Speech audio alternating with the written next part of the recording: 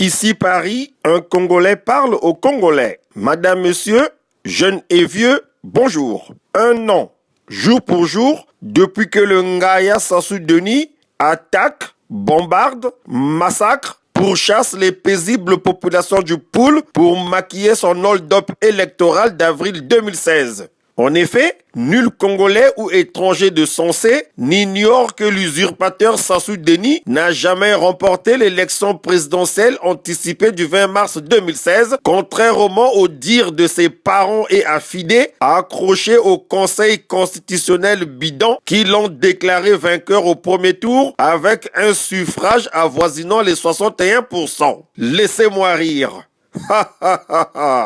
Sassou Denis faire 61% à un scrutin libre et transparent au Congo-Brazzaville? Mon œil, Yainki Ayandi, il n'y a que les Mboulou, Mabiala, Mungala, Muamba, Mungani, Mvuba, Chimbambelela, Juju et Ninel, Yoka Emmanuel, les neveux et le clan kleptomane du Ngaya, les flatteurs de la République qui profitent de la générosité suspecte de Gaïa Lepaille et Touti Conti pour croire à une telle escroquerie politicienne d'une médiocrité insolente.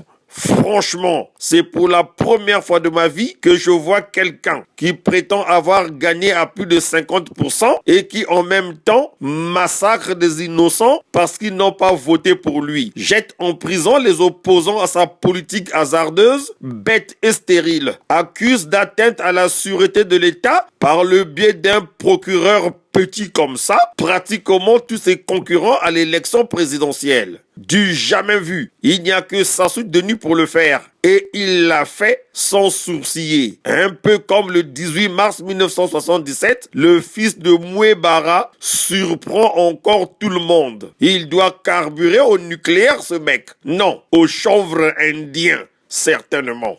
LOL. Sur la crise du Poul, en vérité, Sassou est en guerre avec sa conscience, sa honte imbue, son incapacité à n'avoir pas développé tant soit peu le pays avec toute la manne financière qu'il a eu sous la main. Il traque le pasteur Ntoumi pour faire oublier ses échecs. Dans cette crise qu'il s'est fabriquée lui-même, Sassou Denis cherche des boucs émissaires. Et comme chaque fois, lorsqu'il est dos au mur, il s'en prend au Bakongo pour assouvir ses instincts bestiaux et en même temps faire croire à quelques égarés de sa tribu, de son ethnie, aux bouffons de sa région que le danger c'est l'homme du Sud. Celui du Poul particulièrement. En réalité, Sassou Denis est un manipulateur hors pair, un bandit de grand chemin. L'homme du Nord responsable devrait s'en méfier également. Pour s'en convaincre, regardez ce qu'il fait subir à son frère Mokoko, à son cadet Okombi Salissa. Où est Marcel Ntsuru aujourd'hui? Qu'est-ce qui lui est exactement arrivé dans cette prison de la maison d'arrêt de Brazzaville? Sassou ne nous dit pas la vérité sur ce énième drame humain. De toutes les façons, il a toujours été en conflit avec la vérité. Pour mémoire, les innocents tués au petit matin après le foireux procès de Marien Ngouabi, alors que Sassou et ses copains du comité militaire du parti savaient très bien ce qu'était advenu à Marien Ngouabi. Plus clair, ce qu'ils avaient fait à leurs frères nordistes pour conserver le pouvoir dans leur contrée. Kongoba Bomingwabi, un autre mensonge de Sassou, propagé comme une traînée de poudre grâce aux canaux de la sécurité d'État de l'époque, dont le patron n'était autre que le commandant Sassou Denis. Bref, Sassou n'a jamais été un démocrate. La seule fois qu'il s'y est essayé, il y a laissé ses plumes et ses ailes. Souvenez-vous de la présidentielle de 1992. Sassou Denis, troisième. Éliminé dès le premier tour. Depuis, il a juré de mourir en tyran pour mieux jouir avec sa famille des privilèges du pouvoir. C'est là toute la différence entre un sauvageant et un homme civilisé. Le président nigérien vient de nous en faire la démonstration à travers sa sage déclaration de ne pas modifier la constitution pour briguer un troisième mandat en 2021.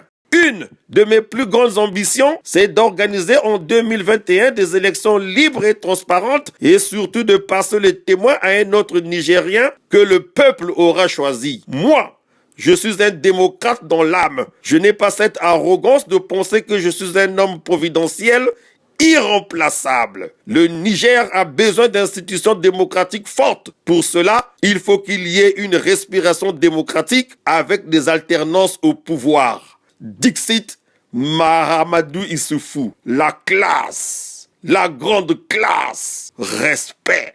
Je m'incline. Pour faire court, le cas Sassou est militaire. Que ceux qui sont prêts et capables s'y engagent franchement. C'est tout ce qu'il faut faire pour dégager ce diable, n'en déplaise aux gens facilement guérissables, aux hommes d'église corrompus, aux crétins. Peuple congolais civilisé, une confidence avant de terminer. Le jour que je vais apprendre qu'après une année de résistance face à une armada de militaires, de miliciens, de mercenaires, de petits cons, que le pasteur Ntoumi a été blot, je ne le souhaite pas en tout cas, je dirai à haute intelligible voix à ce micro que lui au moins, Frédéric Binsamou, alias pasteur Ntoumi, et ses hommes de main avaient des couilles bien suspendues. Tosami Beko.